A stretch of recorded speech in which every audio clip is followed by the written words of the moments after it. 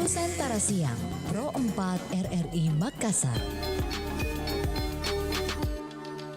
Assalamualaikum warahmatullahi wabarakatuh dan selamat siang sahabat budaya di mana saja berada. Kita berjumpa di siang hari ini di acara kita obrolan khusus kita Indonesia dan tema khusus Astacita Ekonomi Digital.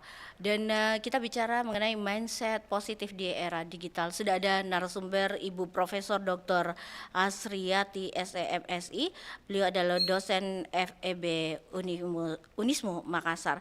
Dan hari ini sahabat budaya beliau sudah ada di studio. Kita menyapa dulu.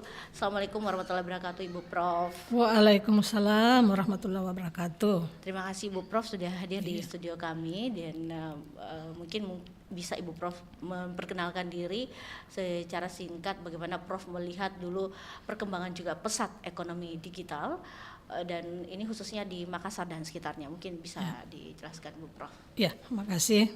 Bismillahirrahmanirrahim.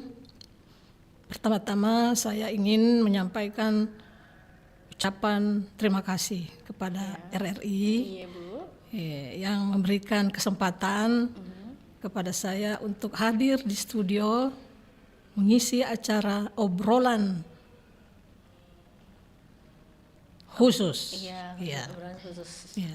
Kemudian terima kasih juga kepada Bapak Rektor, kemudian Bapak Dekan, dan Bapak Ibu Wakil Dekan, kemudian Kaprodi, dan terkhusus ini untuk Ibu Agus Diwana sebagai dekan, wakil dekan 1 yang mana telah memfasilitasi untuk sehingga acara ini dapat terlaksana. Alhamdulillah. Iya. Okay. Baik, Ibu Prof melihat perkembangan pesat ekonomi digital saat ini khususnya di Makassar dan sekitarnya, bagaimana mungkin Ibu bisa memberikan perkembangan pesat yang ada di Kota Makassar, apalagi ekonomi digital gitu, silakan. Iya. Jadi obrolan khusus ini pada siang hari ini mengenai ekonomi digital, raih peluang bareng FEB, Fakultas Ekonomi dan Bisnis Universitas Muhammadiyah Makassar, dengan tema mindset positif di era digital. Nah, untuk melihat perkembangan pesat ekonomi digital khususnya di Makassar, itu kita dapat lihat dengan beberapa indikator. Ya, indikator pertama yaitu pertumbuhan produk domestik bruto yang biasa dikenal dengan singkatan PDB. Nah, yang kedua adalah pendapatan per kapita. Dan yang ketiga adalah indeks pembangunan manusia dan kualitas hidup secara keseluruhan. Nah, jika dijelaskan ini satu persatu, misalnya pertumbuhan PDB, itu dapat diukur dengan total nilai barang dan jasa yang diproduksi dalam suatu wilayah dengan periode waktu tertentu. Nah, khusus di Makassar, khusus di Makassar, bagaimana perkembangan ekonomi, khususnya sistem ekonomi digital ini, menunjukkan perkembangan yang mencapai kemajuan yang cepat. Sebagai contoh ini adalah bisnis kuliner. Nah, ini adalah peluang usaha yang menjanjikan karena makanan dan minuman adalah kebutuhan dasar manusia. Jadi selalu ada permintaan. Nah, untungnya di sini pemerintah dalam hal ini adalah Wali Kota Makassar memfasilitasi dan memberi dukungan dengan menyiapkan lokasi tempat bagi pebisnis kuliner. Jadi kita tahu bersama bahwa ada suatu kegiatan ekonomi yang dilakukan setiap hari Ahad. Apa namanya? Care Free Day. Care Free Day. Iya, ini di lokasinya ini pemerintah tempatkan ada di Pantai Losari, ada di CPI, ada di Jenderal Sudirman, ada di Boulevard, ada juga di Antang di perumahan Baruga. Gitu. Iya. Jika dikaitkan ini dengan ekonomi digital, maka pebisnis kuliner ini yang banyak menggunakan umumnya adalah ibu-ibu, ibu-ibu rumah tangga selaku pelaku bisnis. Nah, dengan berbasis teknologi digital, yang mana ini mudah dijangka, kemudian efisiensi waktu dan tenaga. Nah, alat pembayaran yang digunakan transaksinya itu dapat digunakan seperti QRIS ya. Nah, kemudian ada mobile banking, betul. kemudian ada e-wallet, kemudian aplikasi pembayaran lainnya. Oke. Nah, dengan berkembangnya bisnis kuliner ini, maka indikator kedua yaitu pendapatan per kapita dapat meningkat. Gitu. Itu sedikit ya tentang ini perkembangan pesat ekonomi digital. Nah, Ibu menarik mindset positif di era digital. Mengapa memiliki mindset positif dan pikiran terbuka itu krusial saat kita berbicara tentang perubahan di era digital, bahkan dalam konteks seni dan budaya. Bagaimana ini Bu mengkaitkan ini era digitalnya sama juga konsep dari seni dan budaya? Silakan Bu. Jadi di era digital ini dibutuhkan yang pertama itu adalah sikap mental yang berfokus pada peluang dan potensi yang ditawarkan oleh teknologi dan dunia digital. Kemudian yang kedua, mampu beradaptasi dan berkembang dalam lingkungan yang terus berubah. Nah, dalam konteks seni budaya gimana? Mindset positif tetap harus diperlukan. Justru orang seniman dan penggiat budaya itu mentalnya harus sehat. Karena produknya akan melahirkan suatu inspirasi, inovasi, dan ide-ide kreatif yang tentunya bisa dinikmati oleh penggemarnya. Oke, baik. Ibu, kita jeda dulu, nanti kita akan kembali saat lagi ya. Mbak Dewi. Mbak Dewi.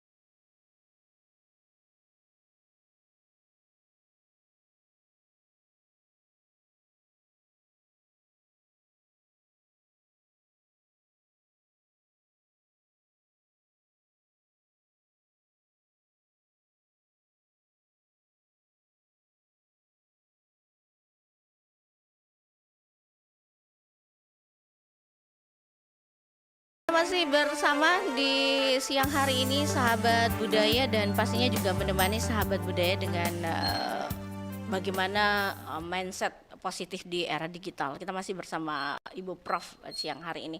Bu Prof, banyak yang mungkin merasa khawatir dengan perubahan di era digital saat ini. Takut seni dan budaya tradisional juga tergerus. Nah, Bu Prof, bagaimana kita bisa mengubah kekhawatiran itu menjadi optimisme dan melihat peluang apa saja yang terbuka bagi seniman, pelaku budaya atau di dunia ekonomi digital sendiri, Ibu Prof. Mungkin bisa seni dan budaya melalui dunia ekonomi digital. Mungkin bisa diperkenalkan, Bu Prof. Bagaimana mengubah kekhawatiran? Ya tentunya dia. dengan menggunakan mindset positif. Jangan khawatir tergerus jangan khawatir tergerus. Nah, peluang bagi seniman dan pelaku budaya di era ekonomi digital ini sangat luas. Yaitu dengan melakukan kolaborasi, kemudian mengikuti pameran dan festival, kemudian mengikuti pendidikan dan pelatihan. Dengan memanfaatkan teknologi, para seniman dan pelaku budaya dapat mempromosikan karya-karyanya, baik itu ke luar negeri dan kemudian bisa menjual secara online Oh, karyanya. gitu. Banyak Iya. memang sekarang kalau dilihat UMKM itu Bu menggunakan fasilitas online, apalagi ada ojol yang saat ini yang mereka juga gunakan untuk aplikasi di era digital dan itu gampang sekali. Iya, Tinggal pesan saja. pesan. Pokoknya informasi atau yang namanya segala sesuatu itu berkaitan dengan aplikasi ada di ujung jari Ya, begitu. ada di ujung jari. Itu. Iya. Baik, Ibu Prof, Iya. adakah gambaran peluang apa saja yang terbuka bagi seniman, pelaku budaya atau juga bahkan masyarakat umum nih Ibu Prof untuk berkreasi, berekonomi di era digital saat ini sambil tetap melestarikan akar budaya kita? Ya, salah satu mungkin kalau bisa dicontoh Bu Prof, sekarang kan UMKM itu mereka membuat craft biasanya atau juga jilbab lah. Iya. Itu mereka menggunakan huruf lontara. Itu kan Iya. salah satu juga seni budaya kita. Iya. Bahkan mereka membuat ada yang beberapa waktu lalu kami punya narasumber, mereka membuat packaging box itu dengan menggunakan huruf lontara. Iya. Dan itu dengan produk yang sama. Salah satu contoh adalah mereka menjual jalangkote. Tulisannya itu lontara jalangkote. Jalangkote. Ya, nah itu mungkin ya. Iya. Mungkin kalau bicara tentang melestarikan akar budaya kita ya seperti itu mungkin Bu Prof. Bisa mungkin dijelaskan Bu Prof. Iya. Adakah gambarannya? Jadi untuk para pelaku budaya, seniman, peluangnya sangat besar sekali. Iya. Tentunya harus melakukan apa yang disebut dengan kolaborasi. Ya. Ya. Kemudian peluang apa saja lagi, yaitu dengan melakukan atau pameran ya, mengadakan pameran atau festival, Iya. ya, mengikuti pendidikan dan pelatihan, itu dapat memperoleh pengalaman. Jadi kita di sini gunakanlah pengalaman untuk belajar dan menjadi yang lebih baik. Saya tertarik dengan yang disampaikan tadi bahwa jalangkote ya itu ditulis dengan lontara. Iya, di ya. boxnya itu Bu, di box jualan. Bagus. Itu anak muda sekarang sudah pintar ya begitu ya. Iya. Sudah pintar berbahasa lontara. Kemudian ada kain. Kain juga yang untuk dijahit itu Iya. ukiran atau lukisannya itu tulisan lontara juga. Iya, Iya. Jadi itu sangat jadi peluang sekali untuk bagaimana mengembangkan ya seni budaya di daerah ini. Iya. Oke, Alhamdulillah, oke. Iya. Baik, Ibu Prof, kita jeda kembali. Kita dengarkan dulu yang berikut ini.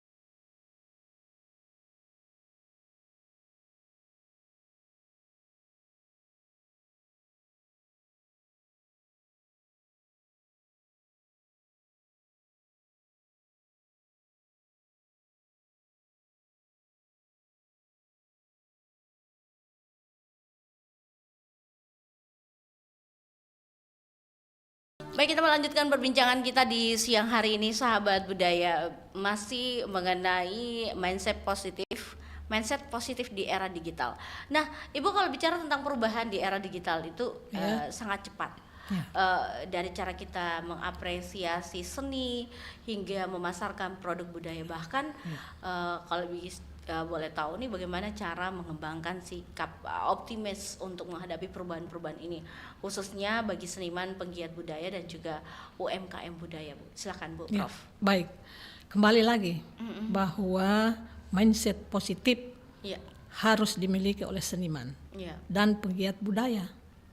Jadi harus yakin dan percaya bahwa perubahan akan membawa hasil yang positif. Dan yakin bahwa saya mampu untuk beradaptasi. Jadi harus semangat. Jadi kata kunci di sini, kalau harus semangat, berarti harus perbaiki gizi. Jadi gizi juga harus diperhatikan. Iya. Saya kira begitu. Iya, karena kalau jualan juga kayak jalangkote itu isinya bergizi. Iya tuh Bu. Iya. Kalau kita beli jalangkote isinya ada mie, kentang, telur, ada wortel juga biasa. Ada mie daun supnya. Sudah bergizi itu. Nyamang Ki. Baik.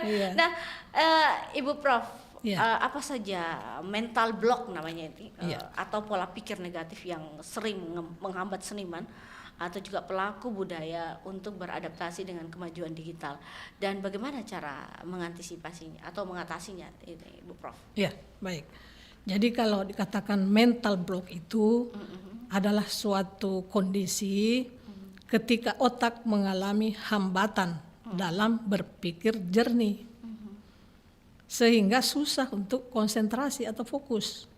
Nah, menurut saya bukan hanya seniman atau pelaku budaya yang sering mengalami ini, tetapi semua orang bisa mengalami karena beberapa faktor. Pertama adalah ini mungkin kita kenal namanya faktor umur. Iya. Itu yang penting itu. Dia mengalami mental block karena faktor Kemudian faktor kelelahan, kurang istirahat. Kemudian ada gaya hidup yang tidak sehat. Dan yang berikutnya adalah takut mencoba. Begitu. Mencoba-coba maksudnya toh? Iya, biasa orang takut mencoba. Iya, takut mencoba-coba. Nah, dari faktor-faktor tersebut di atas, kecuali yang faktor ini, kita bisa menjaga kesehatan fisik. Kemudian membangun kebiasaan berpikir positif. Membangun kebiasaan berpikir positif. Dan yang berikutnya adalah membangun kemampuan menghadapi masalah. Semua orang pasti punya masalah kan? Iya, Bu Prof. Semua orang punya masalah dan harus pandai bagaimana menyelesaikan masalah yang dihadapi. Dan satu kunci, jangan lupa berdoa. Itu mohon kepada Allah Subhanahu wa taala agar supaya keluar dari masalah tersebut. Itu. Karena memang mindset biasanya orang pengusaha, Bu, apalagi yang baru merintis ya. Mereka berpikirnya bahwa ide takut Kak, dia mencoba. Nanti kalau saya gagal, gagal terus nanti saya tidak bisa, usahaku tidak maju. Nah, bagaimana sebenarnya melakukan mindset ini, Bu Prof? Atau menghalau mindset ini agar supaya pemikiran itu jauh lah, jangan sampai ada pemikiran-pemikiran seperti itu, Bu Prof. Apa sebenarnya yang harus dilakukan, Bu Prof? Jadi kita harus membuka pikiran. Belajar mungkin dari pengalaman teman-teman. Belajar dari pengalaman, kemudian kita buka pikiran, karena ini adalah merupakan pondasi. Jadi pikiran terbuka maksudnya ya, buka pikiran terbuka, dan ini merupakan pondasi untuk menghadapi tantangan. Karena memang biasa, Bu Prof, itu susahnya begitu. Mentalitas kita agak kurang. Itu. Mentalnya kita tuh untuk apa lagi namanya? Mental kita untuk langkah awal itu pertama pikirnya modalnya, aduh modal dari mana dia? Iya, iya. Ya, itu. Terlalu cepat Modalnya dari pesimis. mana? Iya. Iya. Pesimis duluan nih Bu. Iya, iya, iya, Oke. pesimis duluan. Modal dari mana ya? Terus kalau saya jatuh, saya sama siapa ya? Iya. Mau minta tolong ya? Terus habis begitu, bisa enggak saya mengelola keuangan saya ya? Ya.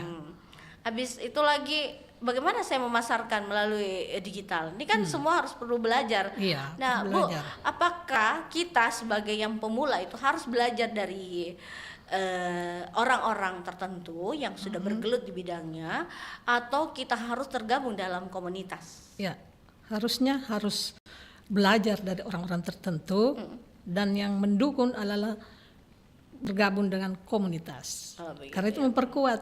Iya, memperkuat jadinya. Oke, begitu ya, Bu Iya. Prof. Baik, Ibu Prof, selain optimis, kita juga perlu memiliki pikiran terbuka. Nah, mengapa pikiran terbuka itu penting untuk inovasi dan pelestarian seni budaya di era digital saat ini? Bagaimana kita melatih untuk selalu mau belajar dan menerima hal-hal baru dalam berkarya atau berkreasi dengan budaya? Silakan Ibu Prof. Ya. Jadi tadi dikatakan bahwa kita harus memiliki pikiran terbuka. Itu penting. Nah, karena itu adalah merupakan pondasi untuk menghadapi tantangan. Jadi harus ada itu ya Bu Prof ya. Iya, kemudian ini sebagai penyeimbang, membantu melihat isu secara keseluruhan. Kemudian mendukung inovasi, kolaborasi dan pengambilan keputusan yang lebih strategis. Jadi, kalau seseorang mempunyai pikiran yang terbuka, Iya. berarti tidak menutup diri untuk menerima perbedaan atau perubahan. Nah, ada cara bagaimana agar supaya bisa melatih diri. Nah, caranya yaitu tadi pikiran terbuka dengan melakukan hal yang belum pernah dicoba. Yang kedua, terbuka terhadap ide orang lain. Nah, ide orang lain. Iya. Dengan berdiskusi misalnya, itu akan terbuka pikiran kita. Kemudian jangan takut. Jadi selalu lakukan eksperimen. Iya, iya. Nah, jika gagal, nah itu adalah suatu proses belajar dan menjadi pelajaran berharga untuk ide-ide berikutnya. Jadi di sini gunakan teknologi untuk mencari inspirasi. Oke, oke. Ya teknologi bisa tanya paman Google. Betul Iya, iya, Prof ya. Jadi iya. kalau mau belajar ya buka YouTube saja begitu. Sekarang kan banyak juga pelaku-pelaku usaha UMKM yang mereka merekam aktivitasnya di belakang pembuatan produk mereka.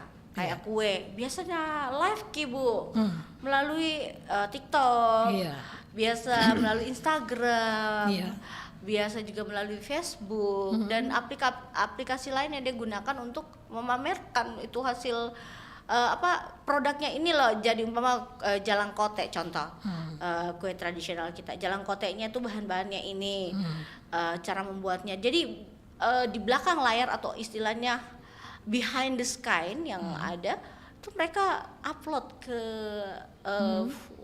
media sosial mereka, live bahkan Bu Prof.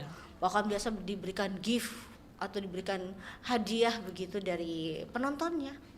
Nah, sampai saat ini begitu Ibu Prof untuk era digital. Nah, apakah hal itu juga perlu Bu Prof untuk meningkatkan produk mereka sendiri di zaman era digital saat ini menurut Ibu Prof? Ya. Saya kira itu perlu, apalagi di seni ya, di seni budaya itu masuk dalam seni budaya digital itu karya seni yang memanfaatkan teknologi digital sebagai bagian penting dari proses kreativitasnya. Ya, mulai dari membuat gambar, ya, lukisan, kemudian foto dan video, gitu. Ya, Prof, ya. Oke. Nah, baik Bu Prof, dalam konteks seni dan budaya sendiri, apalagi di budaya digital. Adakah contoh di mana seniman atau komunitas yang punya pikiran terbuka bisa lebih sukses dalam memperkenalkan atau bahkan melestarikan budayanya dibandingkan yang tidak, Ibu Prof? Iya, jadi kalau kita melihat yang pertama kali ini membuat atau istilahnya membuat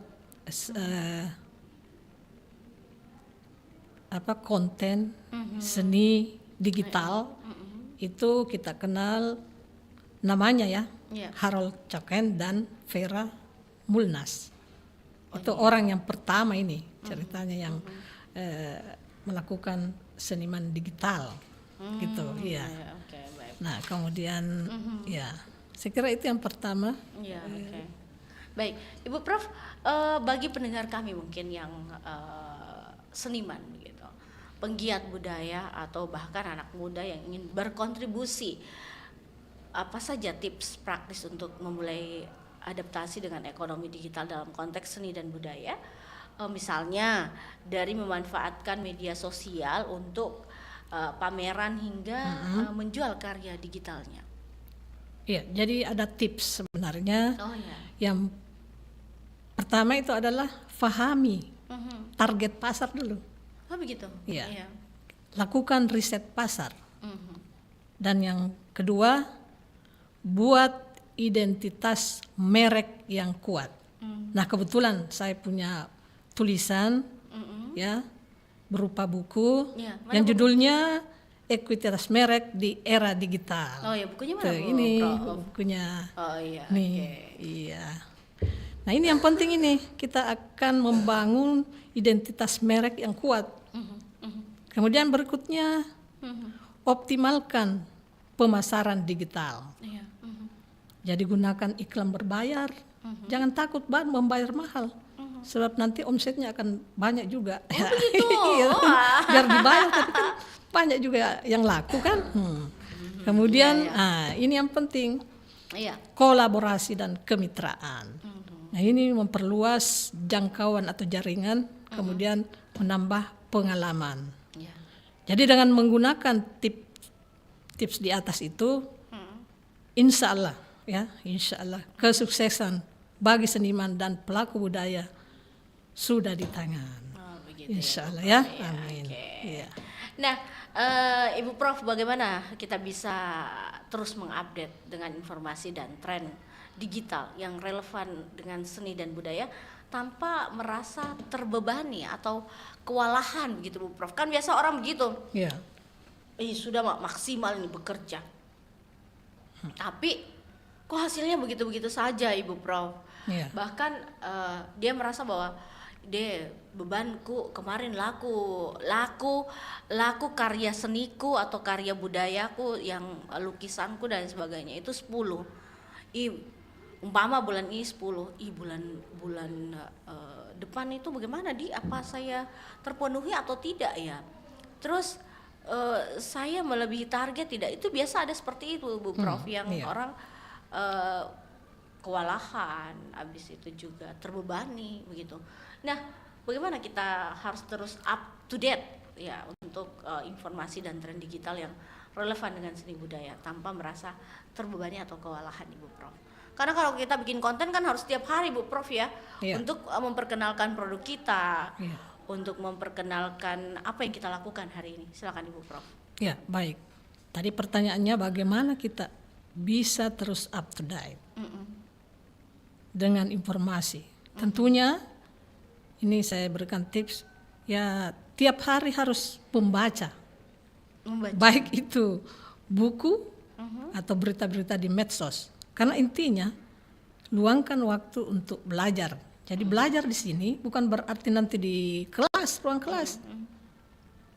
Kan bisa membaca sendiri, kan? Bisa belajar sendiri, Bisa belajar menonton sendiri. ya, Ya, mungkin. jangan hanya di kelas baru dikatakan belajar. Jadi semua kegiatan kita untuk memperoleh pengalaman, membaca. Itu intinya, membaca. Oh, ya. Iya. Oke, baik Ibu Prof, kita jedah kembali. Nanti kita akan kembali sesaat lagi dengan beberapa pertanyaan yang masih akan hadir di siang hari ini. Iya.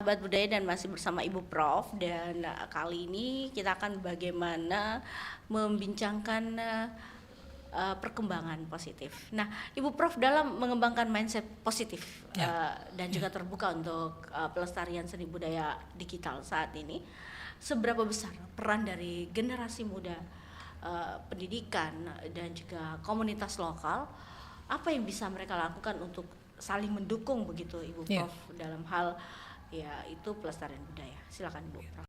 Ya, baik. Jadi generasi muda kita ini tentunya harus melakukan kolaborasi yang seperti tadi ya. Bekerja sama dengan seniman, budayawan dan berbagai latar belakang. Untuk menciptakan karya seni yang baru dan menarik. Jadi harus ada kolaborasi sesama seniman gitu. Kemudian memanfaatkan teknologi, jangan lupa ini teknologi, menggunakan media sosial atau platform digital lainnya. Itu di situ untuk mempromosikan budaya lokal. Kemudian ada namanya adaptasi budaya. Jadi di sini bagaimana mencari cara agar budaya lokal relevan dengan zaman sekarang. Jadi jangan itu terus. Karena ini kan berkembang. Nah, jadi itu tantangannya sebenarnya untuk seniman itu harus selalu mencari yang relevan dengan zaman sekarang. Gitu, apalagi kan generasi muda saat ini, Bu Prof, tidak diragukan. Itu digital itu lebih tahu dari era-eranya kita gitu. Dia sudah bisa main game sampai beberapa apa pokoknya banyaklah dedikasi yang mereka lakukan untuk bisa memacu diri mereka itu kan. Konten sekarang Bu Prof, biar pergi jalan-jalan, bikin konten. Cepat. Cepat sekali aja anak muda ya Bu Prof ya. Dibilang anak muda dilawan. Betul. Nah, Ibu Prof sebagai dosen di Fakultas Ekonomi Bisnis, bagaimana Ibu Prof melihat peran kolaborasi antara bidang ekonomi, seni dan teknologi dalam mempersiapkan generasi muda menghadapi tantangan dan peluang di era digital ini? Silakan Ibu Prof. Ya. Jadi sebagai dosen, ya kami juga selalu dituntut untuk melakukan kolaborasi. Dalam bidang apa? Dalam bidang riset, pengabdian masyarakat. Pokoknya tridharma itu harus selalu ada kolaborasi. Nah, ini penting ya untuk mencapai hasil yang maksimal, yang terbaik. Nah, kemudian bagaimana dengan kolaborasi antar bidang, ekonomi, seni dan teknologi? Itu harus bekerja sama. Dapat menggabungkan sumber daya, jadi dari ekonomi digabungkan sumber daya yang ada, dari seni juga bagaimana untuk mencapai tujuan bersama itu. Jadi memang selalu ada kolaborasi, penting. Penting Bu Prof ya. Oke, baiklah. Nah, Ibu Prof, untuk pendengar kita saat ini dari berbagai usia lah dan juga latar belakang yang ada. Adakah pesan dari Ibu Prof agar mereka tidak takut, justru harus antusias menyambut era digital sebagai alat untuk melestarikan, mengembangkan dan bahkan menghasilkan cuan atau uang dari seni dan budaya kita? Ibu Prof, silakan. Ya, baik. Jadi pesan saya, gunakan teknologi sebagai alat untuk melestarikan, mengembangkan dan bahkan untuk menghasilkan cuan, uang dari seni dan budaya yang kita miliki. Itu. Jangan lupa teknologi di sini yang penting. Oke, baiklah. Baik Ibu Prof, terima kasih banyak sudah hadir bersama kami di studio program 4 RRI Makassar. Semoga apa yang Ibu sampaikan tadi bermanfaat untuk kita semua dan semoga mindset kita ini berubah, apalagi berubah di era digital. Ya sekarang kalau bilang ekonomi kita ya harus gencar-gencarnya cari uang begitu untuk menafkahi keluarga. Oke, terima kasih banyak Ibu Prof. sukses Iya, untuk segala sama-sama. aktivitasnya. Assalamualaikum warahmatullahi wabarakatuh. Waalaikumsalam. Ojo nari tolele.